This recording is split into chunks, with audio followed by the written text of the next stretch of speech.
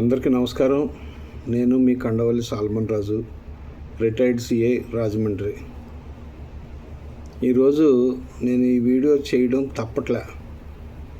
ఎందుకంటే నేను ఇంతవరకు ఎవరి మీద వ్యక్తిగతంగా నేను అభియోగాలు చేయడం కానీ వీడియోలు చేయడం కానీ చేయలే. కానీ ఈరోజు తప్పటంలా. ఎందుకంటే మనకి సరిపల్లె రాజేష్ గారు, అంటే ఆయన మహాసేన రాజేష్ గారు అని కూడా అంటారు. ఆయన గతంలో సామలకోటలో ఉండేవారు. ఆయనది ఉత్తరకంచి విలేజ్. ఆయన ఎస్సీ మాల. కాకపోతే కొంతకాలం క్రిస్టియన్ నాయకుడిగా, క్రిస్టియన్స్ కోసం పోరాటం చేసే వ్యక్తిగా కొన్నాళ్ళు నడిపాడు ఆయన. సరే, ఆయన యాక్టివ్నెస్ చూసి, తర్వాత ఆయన ధైర్యం చూసి, ఆయన పోరాటం చూసి నేను చాలా ముగ్ధుడిని అయిపోయి, ఆయన ఫేవరెట్ని అయిపోయాను నేను యాక్చువల్గా అయితే. తర్వాత చాలాసార్లు ఆయన ఫోన్లో కాంటాక్ట్కి ప్రయత్నం చేశాను, అవ్వలేదు. తర్వాత ఆయనకి మరి గన్నవరం ఎమ్మెల్యే అనౌన్స్ చేసిన తర్వాత నేను ఆయన్ని కాంటాక్ట్ చేయడం జరిగింది. ఎందుకంటే నేను గన్నవరం అయినవెల్లి పోలీస్ స్టేషన్లో ఎస్ఐగా చేశాను. సరే, రిటైర్ అయిపోయాను కాబట్టి మన సోదరుడికి సీట్ వచ్చింది కదా, నా వంతు ఏదైనా ముఖ పరిచయాలు చేయొచ్చు అని నేను ఆయనతో మాట్లాడడం జరిగింది. అయితే మరి అదృష్టవశాత్తు దురదృష్టవశాత్తు ఆ సీటు ఆయనకి రాకుండా పోయింది. మరి ఈ పొత్తులలో జనసేనకి వెళ్ళడం జరిగింది. సరే, ఏది ఏమైనా ఆయన మీద నాకు చాలా సదుద్దేశం ఉండేది. కానీ మరి ఈ మధ్యకాలంలో ఈ పగడాల ప్రవీణ్ గారు, ఆ ఇవాంజలిస్ట్ పగడాల ప్రవీణ్ గారు రాజమండ్రి, ఆయన మరణం తర్వాత ఆయన మరి క్రైస్తవులకి వ్యతిరేకంగా మాట్లాడడం జరుగుతుంది. అంటే నేను వ్యతిరేకమని చెప్పను, కానీ ఆయన మాట్లాడే విధానం, ఆయన మరి నేను టీడీపీ అధికార ప్రతినిధిని అని చెప్పుకుంటున్నారు. అది అంతవరకు నిజమో నాకు తెలియదు. మరి ఆయన టీడీపీ స్పోక్స్ మ్యాన్ మాత్రం కాదు. అధికార ప్రతినిధి అయ్యి ఉండొచ్చు, కానీ స్పోక్స్ మ్యాన్ అయితే కాదు. కానీ ప్రతిదానికి ఆయన స్పోక్స్ మ్యాన్ లాగా ఆయన వచ్చి ప్రతిదీ ఆయన టీవీలో, ఆయన ఏదో పర్సనల్గా ఒక మీడియా ఉంది, మహాసేన మీడియాలో మరి అనలైజ్ చేస్తుంటాడు ఆయన. సరే, ఇప్పుడు ఆయన గురించి నేను ఎందుకు మాట్లాడాల్సి వచ్చిందంటే, ఆయన ఈ మధ్యకాలంలో హర్షకుమార్ గారిని, మాజీ ఎంపీ హర్షకుమార్ గారిని విపరీతంగా విమర్శించడం జరుగుతుంది. మరి ఆయన స్థాయికి తగ్గట్టు కాకుండా చాలా ఎక్కువగా మాట్లాడుతున్నారు ఆయన హర్షకుమార్ గారిని. ఈ పగడాల ప్రవీణ్ అనే పాస్టర్ గారు, అదే ఇవాంజలిస్టు మరణం విషయంలో అసలు హర్షకుమార్ గారిని ఇందులో ఇన్వాల్వ్ చేసింది ఎవరు? ఈ మహాసేన రాజేష్ గారు ఫాదర్ చనిపోయారని చెప్పి ఈయన దళిత నాయకుడిగా హర్షకుమార్ గారు అతనికి కండోలెన్స్ చెప్పడం కోసం ఆయన ఇంటికి వెళ్ళి కండోలెన్స్ చెప్పడం జరిగింది. సరే, అప్పుడు హర్షకుమార్ గారు ఆయన దగ్గర ఉండగా ఈ మరణ వార్త, పగడాల ప్రవీణ్ గారు మరణ వార్త ఆయన రిసీవ్ చేసుకుని, అన్నా మీరు రాజమండ్రి వెళ్తున్నారు కదా, మీరు ఖచ్చితంగా ఒకసారి హాస్పిటల్కి వెళ్ళండి, పాస్టర్ గారిని ఎవరినో చంపేశారట అని ఎవరైతే మహాసేన రాజేష్ గారు ఉన్నారో ఆయన చెప్పిన తర్వాత మాత్రమే అక్కడికి వెళ్ళారు హర్షకుమార్ గారు. యాక్చువల్గా హర్షకుమార్ గారికి ఈ పగడాల ప్రవీణ్ అనే ఆయన ఎవరో తెలియదు, ఆయనకి యాక్చువల్గా తెలియదు. ఎందుకంటే ఆయన క్రిస్టియన్ కాదు, ఈయన క్రిస్టియన్ వేదాంతవేత్త. అంటే మనం చెప్పుకోవాల్సి వస్తే గరికపాటి నరసింహరావు గారు, ఇలాగ ఎవరైతే వారు ఉంటారో ప్రవచనకర్తలు, ఆ టైపు. ఈయన పాస్టర్ గారు మాత్రం కాదు. ఈయన ఏంటంటే ఎవాంజలిస్ట్, సువార్థికుడు. ఎవరు? పగడాల ప్రవీణ్ గారు. ఆయన మరణంపై మరి ఈ మరణం వార్త రిసీవ్ చేసుకోగానే హర్షకుమార్ గారికి చెప్పారు. హర్షకుమార్ గారు గవర్నమెంట్ హాస్పిటల్ దగ్గర డెడ్ బాడీ ఉండగా ఆయన వచ్చారు. ఆయన వచ్చేటప్పటికి అక్కడ ఉన్న పాస్టర్లందరూ, క్రైస్తవులందరూ, అన్న పాస్టర్ గారిని చంపేశారన్న అని చెప్పడంతోనే ఆయన సరే ఊరికే కండోలెన్స్ చెప్పేసి వెళ్ళిపోయారు. ఆయనకి అసలు ఈయన ఎవరో కూడా తెలియదు. తర్వాత ఆయన ఇంటికి వెళ్ళిన తర్వాత ఈ పగడాల ప్రవీణ్ కుమార్ గారి గురించి వాళ్ళ కుమారులు చెప్పడం జరిగింది. దాని మీద ఆయన ఈవినింగ్ మళ్ళీ గవర్నమెంట్ హాస్పిటల్కి వచ్చి ఆయన మరణంపై మరి అక్కడ ఉన్న క్రైస్తవులకి సంఘీభావం చెప్పడం ఇదైంది. సరే, అప్పటికే ఇష్యూ పెద్దదైపోయింది. ఎందుకంటే క్రైస్తవులు అందరూ ఇది హత్య అని చెప్పి అనుకుంటున్నారు. ఎందుకు హత్య అని అంటున్నారంటే మరి ఆ ముఖం మీద ఉన్న ఇంజరీసు అవన్నీ చూసి ఇది హత్య, ఖచ్చితంగా హత్య అని చెప్పి వాళ్ళ క్రైస్తవులు, అక్కడికి వచ్చిన క్రైస్తవులు అందరూ ఊహించుకోవడం జరిగింది. తర్వాత రాజమండ్రి నుంచి కాకుండా మొత్తం ఎంటైర్ ఆంధ్రప్రదేశ్, తెలంగాణ నుంచి చాలామంది పాస్టర్లు కానీ సువార్థికులు కానీ చాలామంది వచ్చారు ఆయన్ని కండోలెన్స్ చెప్పడానికి. ఆయనకి ఆ వచ్చిన వాళ్ళలో కొంతమంది అతివాదులు కూడా ఉన్నారు, కొంతమంది వైఎస్ఆర్సీపీకి సంబంధించిన వాళ్ళు కూడా ఉన్నారు. వైఎస్ఆర్సీపీ అంటే మరి ఆయన క్రిస్టియన్ మైనారిటీ కార్పొరేషన్ చైర్మన్ ఒక ఆయన ఉన్నారు, వెస్లీ అని, ఆయన కూడా రావడం జరిగింది. అయితే వీళ్ళందరినీ చూసి మరి ఈ సమస్య కేవలం వైఎస్ఆర్సీపీ సృష్టించిన సమస్య అని చెప్పి వీళ్ళు ప్రచారం చేయడం మొదలుపెట్టారు. సరే, ఈరోజు ఈవినింగ్ ఎవరైతే మహాసేన్ రాజేష్ ఉన్నారో ఆయన కూడా వచ్చారు. ఆయన కూడా వచ్చి ఆ డెడ్ బాడీని చూసి అబ్బో ఇది ఖచ్చితంగా హత్య ఇది అని చెప్పి ఆయన కూడా వ్యక్తపరిచి పోలీసు వారికి దర్యాప్తు సరిగా చేయండి అని చెప్పడం జరిగింది. సరే, మరుసటి రోజు ఇన్క్వెస్ట్ అయిపోయింది, అన్నీ అయిపోయి తర్వాత మరి ఈయనకి ఏం ఇన్స్ట్రక్షన్స్ వచ్చినాయో తెలియదు. అప్పటి నుంచి ఇది క్లియర్ యాక్సిడెంట్ అని క్లియర్గా ఆయన పోరాటం చెప్తున్నారు. ఓకే, తప్పులేదు, ఆయన ఒపీనియన్ చెప్పడంలో తప్పులేదు. యాక్చువల్గా నేను కూడా ఇది క్లియర్గా యాక్సిడెంట్ అని చెప్పడం జరిగింది. పోలీసు వారు డిస్క్లోజ్ చేయకముందే 10 days ముందు 7 days ముందు నేను రాజ్ న్యూస్కి డిస్క్లోజ్ చేయడం జరిగింది, రాజ్ న్యూస్లో. సరే, ఇప్పుడు ఈ విషయాలన్నీ ఎందుకు నేను మాట్లాడాల్సిన పరిస్థితి వస్తుందంటే, ఇప్పుడు మహాసేన రాజేష్ గారు మరి ఆయన ప్రభుత్వ అధికార ప్రతినిధి అయితే ఉండొచ్చు, పార్టీ అధికార ప్రతినిధి, నాట్ ప్రభుత్వం, పార్టీ అధికార ప్రతినిధి అయితే ఉండొచ్చు, కానీ ఆయన మాట్లాడడంలో మరి పగడాల ప్రవీణ్ గారి క్యారెక్టర్ అసాసినేషన్లో కూడా ఆయన ముఖ్య పాత్ర తీసుకుంటున్నారు. మరి ఎన్నిసార్లు చెప్పినా చనిపోయిన వ్యక్తి యొక్క క్యారెక్టర్ అసాసినేషన్ చేయకూడదు, క్యారెక్టర్ మీద ఆయన్ని ఎన్నిసార్లు చెప్పినా ఆయన క్యారెక్టర్ మీదే మాట్లాడడానికి ప్రయత్నిస్తున్నారు. ఓకే, ఇది హత్య కాదని చెప్పండి, కాదని అంటలేదు, కానీ ఆయన క్యారెక్టర్ చేసి అసాసినేషన్ చేసి ఎవరో ఒక ఆయన ఉన్నారు, హమారా ప్రసాద్ ఎవరో ఒక ఆయన ఉన్నారు, ఆయన చెప్పినట్టుగా మరి తాగేసి గుద్దు చచ్చిపోయాడు, ఆయన ఏదో అర్థం వచ్చేలాగా మరి ఆయన హమారా ప్రసాద్ గారు కొంచెం హార్ష్గా మాట్లాడారు. అదే మాటని మా మహాసేన్ రాజేష్ గారు కానీ, కొంతమంది రాజకీయవేత్తలు కానీ, పోలీస్ అధికారులు కానీ దాన్ని కొంచెం పాలిష్డ్గా మాట్లాడుతున్నారు. మరి చనిపోయిన వ్యక్తికి ఆయనకి రైట్ టు డిగ్నిటీ లేదా, రైట్ టు ప్రైవసీ లేదా?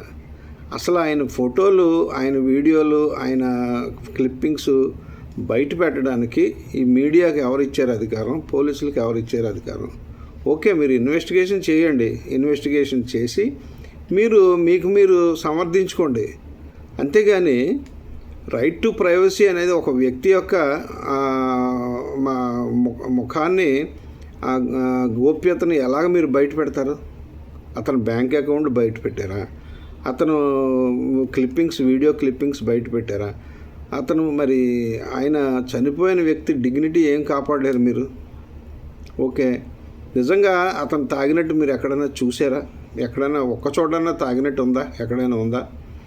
పోనీ ఎంత పోస్ట్ మార్టం ఎగ్జామినేషన్ చేశారు కదా, పోస్ట్ మార్టం ఎగ్జామినేషన్లో మరి ఆ రోజు ప్రిలిమినరీ ఎగ్జామినేషన్లో ఆల్కహాల్ వాసన లేదు అని చెప్పారు. తర్వాత ఫైనల్ ఎగ్జామినేషన్ గొత్తులోకి ఇథైల్ ఆల్కహాల్ ఉందని చెప్పేసి చెప్తున్నారు. ఓకే, మరి పోస్ట్ మార్టం ఎగ్జామినేషన్ చేసిన వ్యక్తులకి, ఆ డాక్టర్స్కి డైజెస్టెడ్ ఫుడ్ కానీ అన్డైజెస్టెడ్ ఫుడ్ కానీ లేకపోతే అదర్ ఏదైనా అసలు ఫుడ్ అనేది ఎక్కడా లేదా, కడుపులో ఎక్కడ ఫుడ్ అనేది లేదా, ఇవన్నీ ప్రశ్నలు చాలా ఉన్నాయి. సరే, ఇప్పుడు నేను మహాసేన రాజేష్ గారిని ఎందుకు పాయింట్అవుట్ చేస్తున్నానంటే, ఓకే, నేను ఖచ్చితంగా ఇది యాక్సిడెంట్ అని చెప్పడం జరిగింది. కానీ ఆ రోజు ఆ వ్యక్తిని ఎవరైతే మరణించిన పగడాల ప్రవీణ్ని ఆయన ఫిజికల్గా ఆయన క్లోజప్లో ఎవరైతే చూశారో, ఎందుకంటే 5 అవర్స్ ఎగ్జిబిషన్ పెట్టారు, మన డిస్ప్లేలో పెట్టారు 5 అవర్స్ పోలీసు. ఆ డిస్ప్లేలో పెట్టినప్పుడు క్లోజప్లో చూసి ఇది ఖచ్చితంగా హత్య అని ప్రతి ఒక్కరూ నిర్ధారణకు వచ్చారు. అలాగే హర్ష కుమార్ కానీ లేకపోతే కేఏ పాల్ గారు కానీ ఇంకా కొంతమంది పాస్టర్స్ కూడా ఇది హత్య అని చెప్పేసి మాట్లాడడం జరిగింది. అయితే నేను చాలామందికి చెప్పాను, ఎలాగ ఇది డిమాన్స్ట్రేట్ చేసి కూడా చూపించాను సార్, ఇది హత్య కాదు, ఇది ఖచ్చితంగా యాక్సిడెంటే దీంట్లో అని చెప్పి. ఎక్కడ బాధ కలిగిందంటే క్రిస్టియన్స్ అందరికీ మళ్ళీ చెప్తున్నాను, ఎక్కడ బాధ కలిగిందంటే పోలీసు వారు ఈ క్లిప్పింగ్స్ ఎవరైతే ఆయన పెద్ద తాగుబోతుగా ఆయన క్రియేట్ చేసి ఆయన క్లిప్పింగ్స్ అన్నీ బయటపెట్టి ఆయన క్లిప్పింగ్స్ బయట పెట్టడానికి మీకు ఎవరు ఇచ్చారండి అధికారం? రైట్ టు ప్రైవసీ అనేది లేదా? మానవ హక్కుల్లో లేదా? ఖచ్చితంగా నేషనల్ హ్యూమన్ రైట్స్ వాళ్ళు చనిపోయిన వ్యక్తి యొక్క రైట్ టు ప్రైవసీ కానీ రైట్ టు డిగ్నిటీకి కానీ ఎక్కడ దెబ్బ తినకూడదు అని డైరెక్షన్ ఇచ్చారు. అది కూడా సుప్రీంకోర్టు చాలా జడ్జిమెంట్లో డైరెక్షన్ ఇచ్చారు. దాన్ని మీరు తొంగలో తొక్కి మొత్తం మీడియా కానీ పోలీసు కానీ ఆయన రైట్ టు ప్రైవసీని, ఆయన ఒక చెడ్డ వ్యక్తి, ఆయన ఒక డ్రంకర్డ్గా మీరు చూపించారు. మరి పోలీసు వారు కూడా ఇది మేము దర్యాప్తు అయిపోయింది, మేము ఇది ఖచ్చితంగా రోడ్ యాక్సిడెంట్, దీని మీద ఇంకెవరన్నా మాట్లాడితే మేము కేసులు పెడతాం అని చెప్పి బెదిరించడం జరిగింది. సరే, మరి ఈ దళితుల్లో కానీ దళిత క్రైస్తవుల్లో కానీ లేకపోతే క్రిస్టియన్స్లో కానీ గట్టిగా మాట్లాడే దమ్ము మాకు ఎవరికీ లేదు. ఎందుకంటే ఇందులో క్రిస్టియన్స్కి ఎవరో ఎప్పుడు రాజకీయంగా అసెంబ్లీలో కానీ లేకపోతే పార్లమెంట్లో కానీ ఆంధ్రప్రదేశ్ నుంచి ఎప్పుడూ రిప్రజెంటేషన్ లేదు. పోనీ ఎక్కడైనా రిప్రజెంటేషన్ ఉందా? మున్సిపల్ కార్పొరేషన్లో కానీ లేకపోతే మండల ప్రజా పరిషత్తుల్లో కానీ లేకపోతే జిల్లా పరిషత్తులో కానీ క్రిస్టియన్ మైనారిటీ మీద ఎప్పుడైనా రిప్రజెంటేషన్ మీరు ఇచ్చారా నాయకులు? ఎప్పుడు ఇవ్వలే. కానీ మాకు మాట్లాడే వాయిస్ మాకు ఎక్కడుంది? సరే, మా తరఫున మాట్లాడడానికి హర్ష కుమార్ గారు వచ్చారు కాబట్టి మేమందరం ఆయన వెనుక ఆయన ఏం మాట్లాడుతుంటే ఆయనతో మేము మాట్లాడుతున్నాం. సరే, ఆయనకు ఉన్న డౌట్లు ఆయనకు ఉన్నాయి. ఇప్పుడు ఆయన లేవనెత్తిన ప్రశ్నలకి ఈ మహాసేన రాజేష్ కానీ పోలీసు కానీ దానికి రిప్లై ఇవ్వాలి కదా. ఆయన లేవనెత్తిన ప్రశ్నలు ఏంటి? ఇది యాక్సిడెంట్ కాదు, నేను హత్య అని చెప్తున్నాను. ఈ హత్యకు గల కారణం మోటివ్ కూడా నేను చెప్తున్నా. ఎవరైతే ఈ పగడాల ప్రవీణ్ గారు ఉన్నారో సుప్రీంకోర్టులో క్రిస్టియన్స్కి మతం మారినంత మాత్రాన రిజర్వేషన్ పోదు అనే ఇష్యూపై ఈయన ఒక రిట్ వేస్తే ఆ రిట్లో ఈయన కూడా ఇంప్లీడ్ అయ్యి ఈయన సొంతంగా అడ్వకేట్ని పెట్టుకోకుండా సొంతంగా ఈయనే వాదిస్తున్నారు. కాబట్టి దాన్ని మన కర్బ్ చేయడం కోసం లేకపోతే దాన్ని అణగదొక్కడం కోసం ఇలా జరిగింది అని ఆయన ఒక ఒపీనియన్ చెప్తున్నారు. ఓకే, ఆయన ఒపీనియన్ చెప్పడానికి గల కారణం కూడా మీ పోలీసులే కారణం, ప్రభుత్వమే కారణం. అంటే పోలీసులు చేసిన దానికి ప్రభుత్వమే కదా. మరి పోలీసులు ఏం చేశారు? ఓకే, మీరు యాక్సిడెంట్ అని చెప్పారు. యాక్సిడెంట్ అని చెప్పిన తర్వాత ఎవరైతే డిసీజ్డ్ ఉన్నారో, చనిపోయిన వ్యక్తి ఫ్యామిలీ దగ్గరికి వెళ్ళి ఆయన తాలూకు ల్యాప్టాప్ 2 ఐప్యాడ్స్ ఎందుకు తీసుకున్నారు అని అడుగుతున్నాడు. ఆయన తాలూకు బ్యాంక్ అకౌంట్ ఎందుకు ఫ్రీజ్ చేశారు అని అడుగుతున్నాడు ఎంపీ గారు, మాజీ ఎంపీ గారు.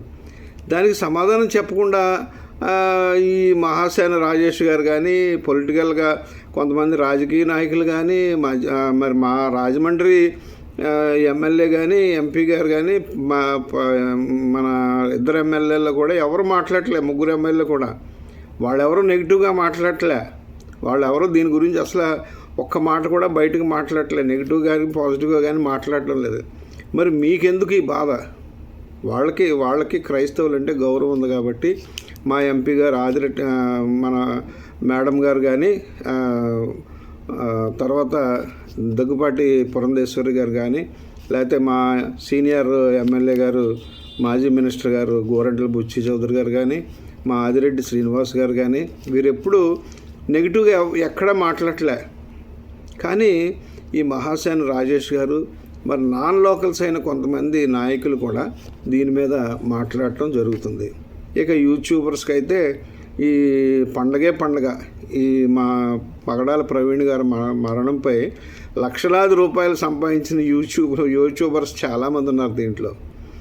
మరి ఎందుకంటే దాని మీద ప్రపంచం యావత్తు పగడాల ప్రవీణ్ గారికి మీద ఒక మంచి అవగాహన ఉంది. క్రిస్టియన్స్, కొంతమంది దళిత క్రిస్టియన్స్, ఎస్సీసు ఈయన మరణం తర్వాత పగడాల ప్రవీణ్ గారిని ఓన్ చేసుకున్నారు అందరూ. నేను ఎందుకు మాట్లాడుతున్నానంటే పగడాల ప్రవీణ్ గారు నాకు ఫ్రెండ్, ఆయనకి నాకు పరిచయం ఉంది. ఫ్రెండ్ అంటే బాగా డీపెస్ట్ ఫ్రెండ్ కాదు, ఆయనకి నాకు పరిచయం ఉంది. మేమిద్దరం కలిసి ఒక సంస్థలో కొలీగ్స్ మేము. కాబట్టి నేను మాట్లాడుతున్నాను, ఈ విషయమే మాట్లాడుతున్నాను. అయితే ఈ మహాసేన రాజేష్ గారు మరి ఎవరైతే ఎంపీ గారు, మాజీ ఎంపీ గారు హర్ష కుమార్ గారు ఎవరైతే ఇన్వాల్వ్ అయ్యి ఆయన హత్య అని చెప్తూ ఆయన హైకోర్టులో పిల్ వేశారు. పిల్ యాక్సెప్ట్ అయింది. సరే, మీరు మీటింగ్ కోసం పర్మిషన్ పెడితే ఇవ్వలేదు. సరే, దాని మీద హైకోర్టులో ఆయన కూడా ఆర్డర్ తెచ్చుకున్నారు. 4 వీక్స్లో మీరు పర్మిషన్ ఇవ్వండి అని పోలీసుకి డైరెక్షన్ ఇచ్చింది హైకోర్టు. ఈ టైంలో కూడా ఇలాంటి సమయంలో కూడా ఈ మహాసేన రాజేష్ గారు ఎంత దారుణంగా మాట్లాడుతున్నారంటే, ఆయన హర్ష కుమార్ గారు రాజకీయ నిరుద్యోగంట. హర్ష కుమార్ గారు రాజకీయ నిరుద్యోగట.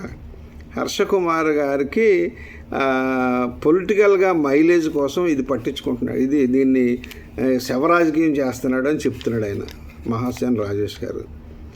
హర్ష కుమార్ గారు నిజంగా పొలిటికల్ మైలేజ్ కావాలనుకుంటే కోనసీమలో ఎక్కడో చేసుకోవాలిగా ఆయన. ఎందుకంటే ఎస్సీలకి రిజర్వేషన్ కోనసీమలో ఉంది తప్ప రాజమండ్రి ఈస్ట్ గోదావరిలో లేవు.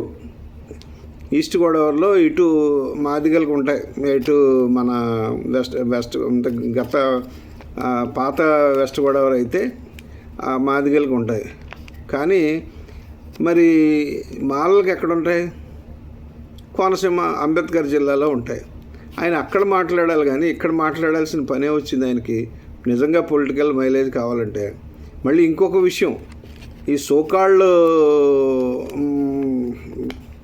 ప్రజాప్రతినిధులు అయితే లేకపోతే మహాసేన రాజేష్ గారు అనడలేదు నాకు తెలియదు, కానీ కొంతమంది అసోసియేట్స్ కానీ లేకపోతే తెలుగుదేశం పార్టీ కూటమి ప్రభుత్వం తాలూకు అసోసియేట్స్ కానీ కొంతమంది కార్యకర్తలు కానీ ఒక విధమైన మరి ఇవి ఉన్నాయి కదా, ఏంటిది మన సోషల్ మీడియా ఇన్ఛార్జీలు ఉంటారు కదా, ఆ సోషల్ మీడియా ఇన్ఛార్జీలు ఇప్పుడు కొత్తగా ఏం స్లోగన్ వినిపిస్తున్నారంటే, హర్ష కుమార్ గారు మీరు ప్రతి చర్చ్ నుంచి ఇంత డబ్బు ఇవ్వాలి అని 2 జిల్లాల్లోనూ తెలంగాణ జిల్లాల్లో కూడా ఈయన డబ్బులు వసూలు చేసేసి మీటింగ్ పేరు చెప్పి వసూలు చేసేసి మొత్తం అంతా తినేసాడని ఇది కొత్త అభియోగం.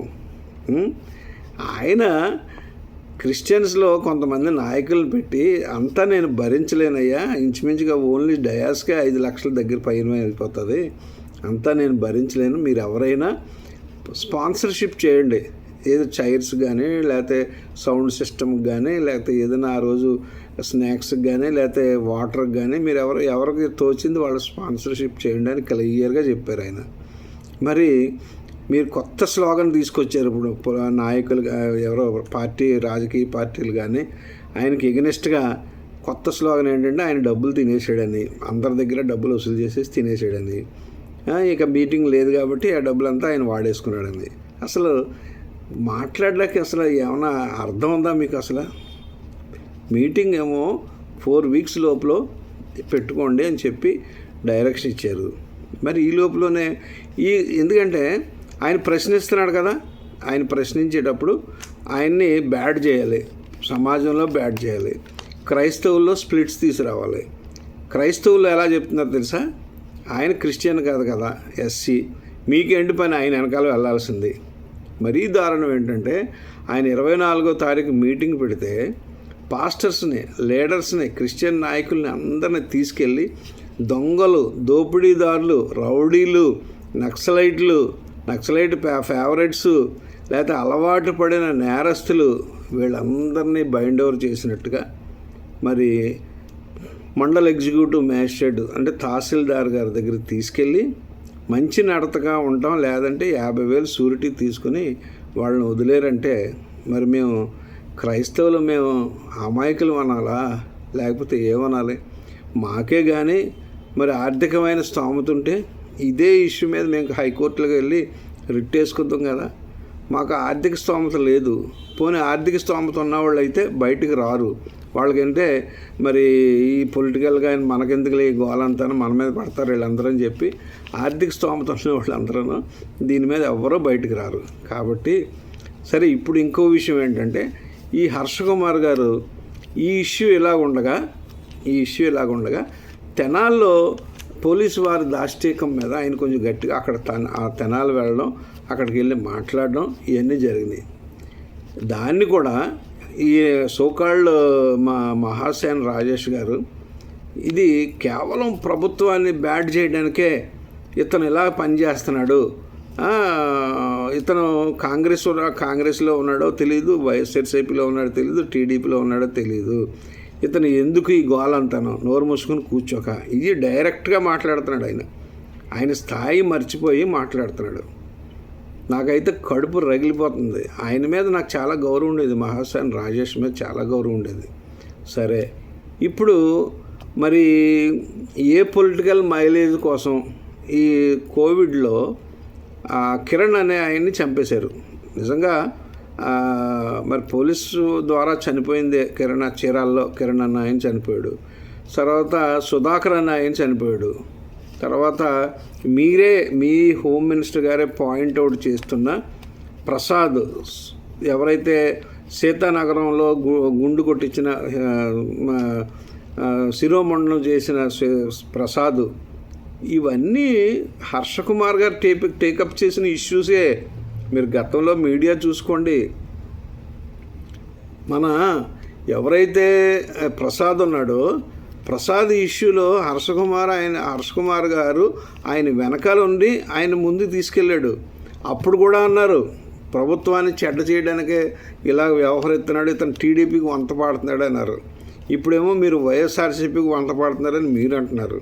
అంటే ఇంకా మీరు తప్ప ఇంకెవరో ఏ విషయాల్లో పోరాటం చేయటానికి కానీ ప్రశ్నించడానికి కానీ సరిపోరా? సరే, ఎక్కడో అనంతపూర్లో ఎన్ఎస్యుఐ లీడర్ని చంపేశారు. అతను ప్రెస్ రిపోర్టర్ కూడా అనుకుంటాను, అడ్వకేటు. దాని మీద కూడా అతను అక్కడికి వెళ్ళి పోరాటం చేయడం జరిగింది. ఎందుకు ఒక వ్యక్తి మీద ఇలా బురద జల్లడం ఎందుకు? మీరు ఏంటి పని? అసలు మీకేంటి పని? మీరు క్రిస్టియన్ కాదు, కాసేపు ఏమో నేను క్రిస్టియన్ అంటారు, కాసేపు ఏమో నేను ఎస్సీ అంటారు. ఏదోటి మీరే తేల్చుకుని చెప్పండి. మీరు క్రిస్టియన్ అయితే క్రిస్టియన్ తరపున పోరాడండి, లేదు నేను ఎస్సీని దళితుని అయితే దళితుల తరపున పోరాడండి. నేను కేవలం రాజకీయ నాయకుడిగా మాట్లాడుతున్నారు తప్ప మీరు ఏమి మాట్లాడుతున్నారో మీకు అర్థం అవట్లే. సరే, అందులో ఆ తెనాలి ఇష్యూస్లో ఆ కుర్రాళ్ళని రౌడీ సీటర్స్ అంటాడు, గంజా బ్యాచ్ అంటారు. అసలు నేను పోలీసు ఉద్యోగం చేస్తున్నాను, మీ పోలీసులు ఆ క్రైమ్ నెంబర్స్ ఇచ్చారు, దాంట్లో క్రైమ్ నెంబర్స్ ఇచ్చారు కదా, ఆ క్రైమ్ నెంబర్స్లో మరి సెక్షన్ ఆఫ్ లా ఎందుకు వేయలేదు? ఎన్డీపీఎస్ సెక్షన్ ఆఫ్ లా ఎందుకు వేయలేదు? కావాలనే వేయలేదు. ఎందుకంటే అక్కడ ఎన్డీపీఎస్ యాక్ట్లో ఎంత క్వాంటిటీ మన గంజాయి ఎంత క్వాంటిటీ సీజ్ చేశారు అతని దగ్గర, వాళ్ళ దగ్గర. ఎందుకంటే ఇప్పుడు మనకి గతంలో మరి పేరు చెప్పకూడదు, ఒక ఎస్పీ గారు ఉండేవారు. ఆయన ఈ బ్లేడ్ బ్యాచ్ని కంట్రోల్ చేయలేక ఏం చేయాలంటే వాళ్ళ మీద అందరి మీద గంజా కేసులు పెట్టండి అని ఆయన పేరు గంజా కేసులు పెట్టించాడు ఆయన. మరి వాళ్ళందరూ గంజాయి వ్యాపారస్తులేనా? మీరు చట్టాన్ని చట్టంగా ఉపయోగించుకోవడం పోలీసుకి తెలియట్లే. ఇప్పుడు అలాగే అక్కడ కూడా వాళ్ళు రౌడీజం చేస్తున్నారు. ఓకే, దాన్ని కరెక్ట్గా నువ్వు అక్కడ సెపరేట్గా ఓ పక్కనేమో గ్రేవ్ క్రైమ్ అవ్వకూడదు, వాళ్ళు కంట్రోల్ అయిపోవాలి. మానవ హక్కులన్నీ హరించేసి నడి రోడ్డు మీద పెట్టి మీరు థర్డ్ డిగ్రీ కూడా కాదు, అది క్లియర్ టార్చరు. థర్డ్ డిగ్రీ అంటే ఏదైనా ఇన్ఫర్మేషన్ కలెక్ట్ చేయడం కోసం పోలీసులు లాస్ట్ రిసార్ట్గా థర్డ్ డిగ్రీ ఉపయోగిస్తారు. కానీ అక్కడ ఏం ఇన్ఫర్మేషన్ కాదే, కేవలం భయపెట్టడానికి మాత్రమే అక్కడ పోలీసులు చేసిన దాష్టీకం అది. దాన్ని సపోర్ట్ చేస్తూ మరి మీరు కూడా ఒకప్పుడు రౌడీ షీటరే కదా, మీ మీద కూడా అభియోగాలు ఉన్నాయి కదా, మీరు ఇలాగా ఆడపిల్లల్ని ఇబ్బంది పెట్టారని. ఇంకొక విషయం, రాజమండ్రి 3 టౌన్లో నాకు తెలుసు మీ మీద ఒక కేసు వచ్చింది.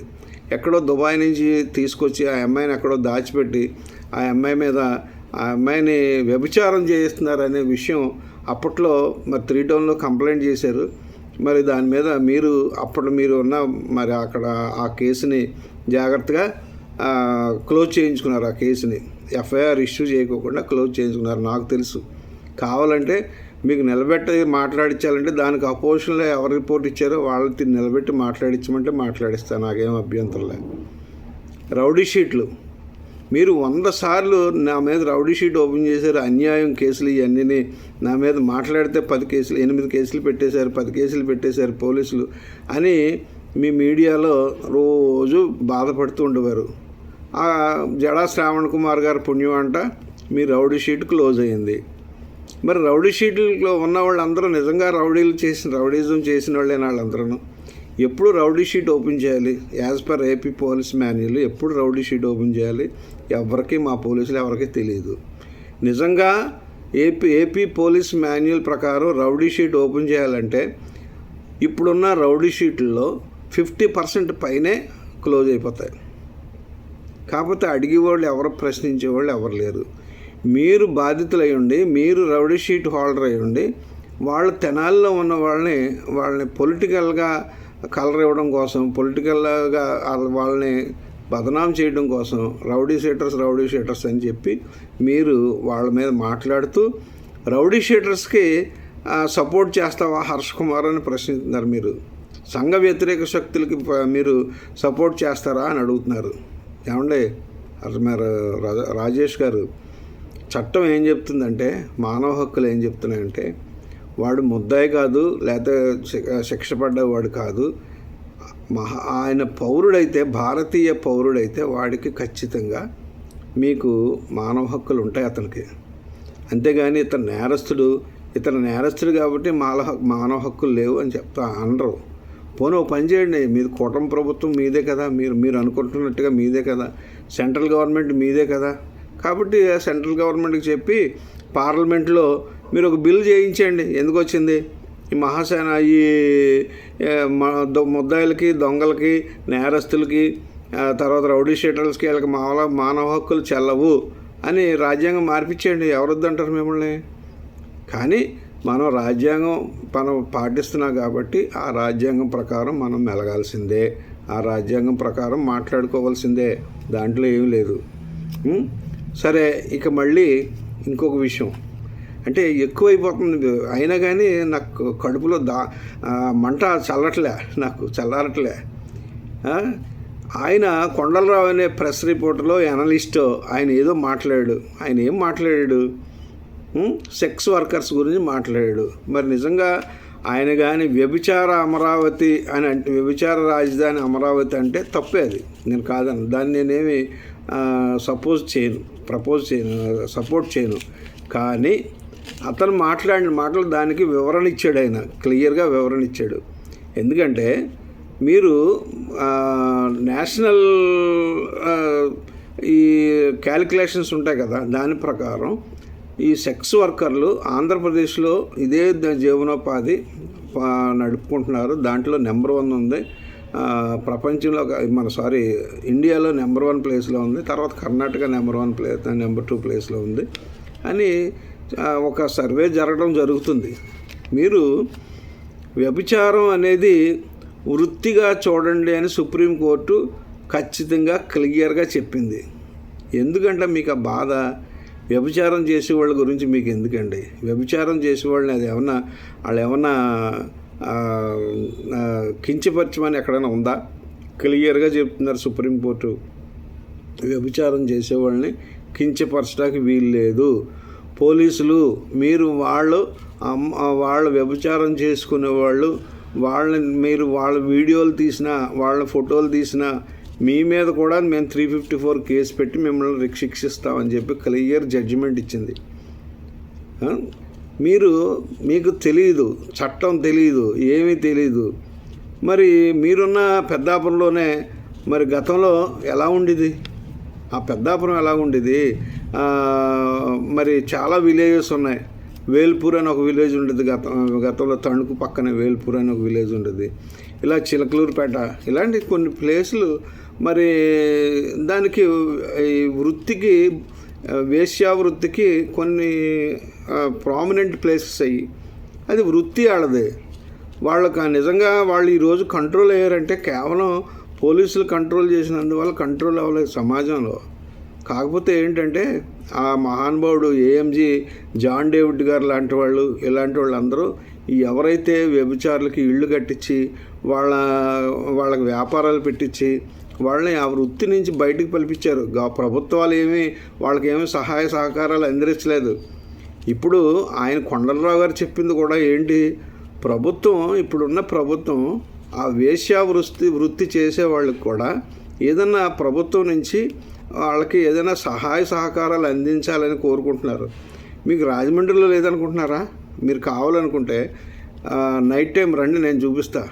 నైట్ టైం రోడ్డు పక్క నుండి పాపం వాళ్ళు ఎంత దీన స్థితిలో వాళ్ళు ఆ వ్యభిచార వృత్తి నడిపిస్తున్నారో మీకు తెలియదు, నడుచుకుంటున్నారో తెలియదు.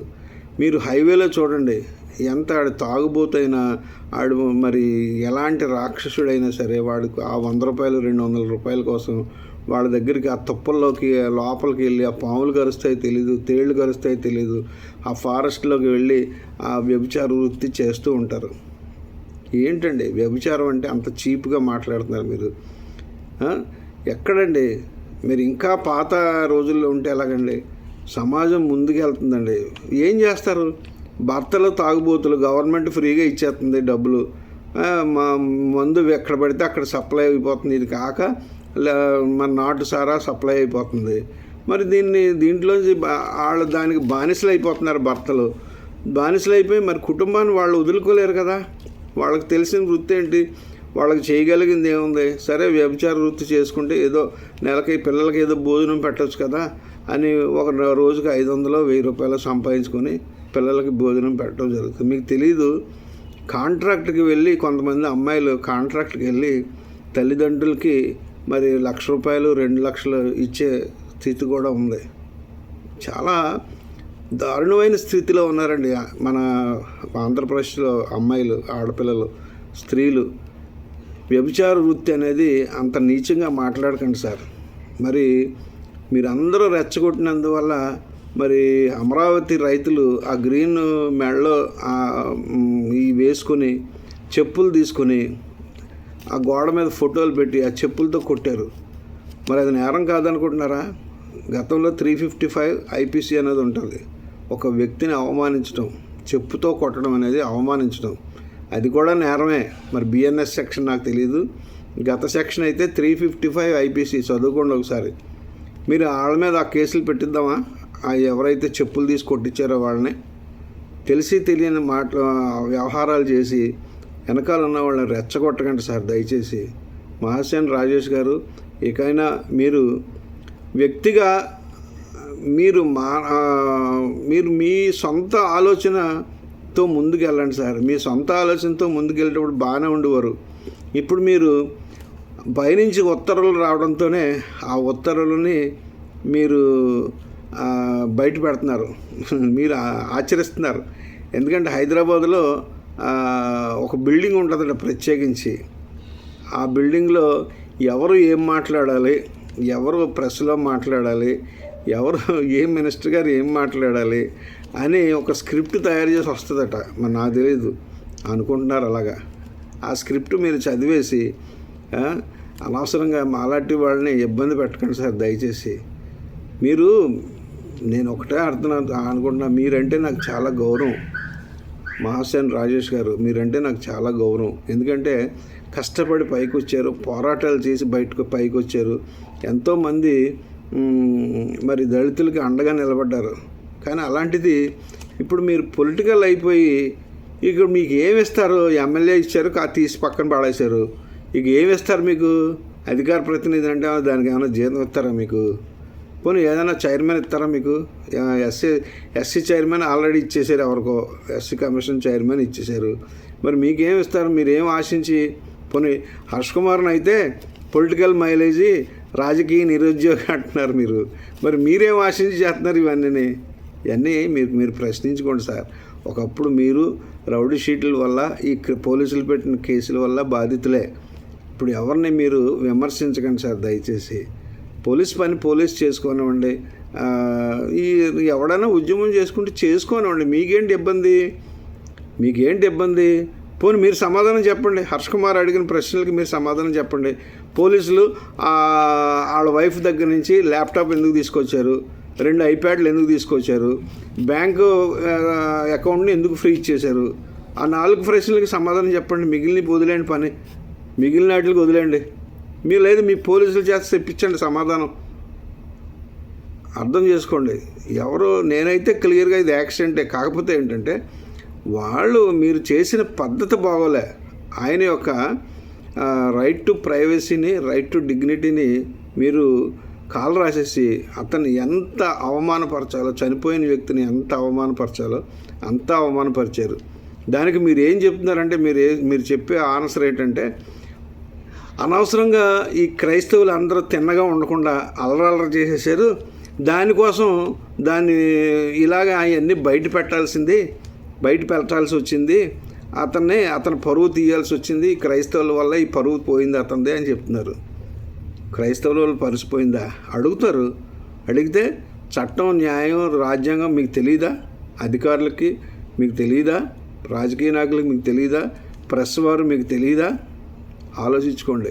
మీరు చేసిన తప్పేటో మీరు గుర్తించుకొని దయచేసి ఇక ఈ పగడాల ప్రవీణ్ గారి విషయంలో ఎవరైనా ఏదైనా చేసుకుంటుంటే దాని మీద ఫ్రీగా వదిలేయండి సార్. నిజమే, అది హత్య కాదు అని రుజువు చేయండి. ఎవరు వద్దన్నారు? మీరు హత్యగా కేసు రిజిస్టర్ చేసి ఇది హత్య కాదని రెఫర్ చేయండి. మిమ్మల్ని ఎవడైనా వద్దన్నాడా? ఆలోచించండి. Thank you.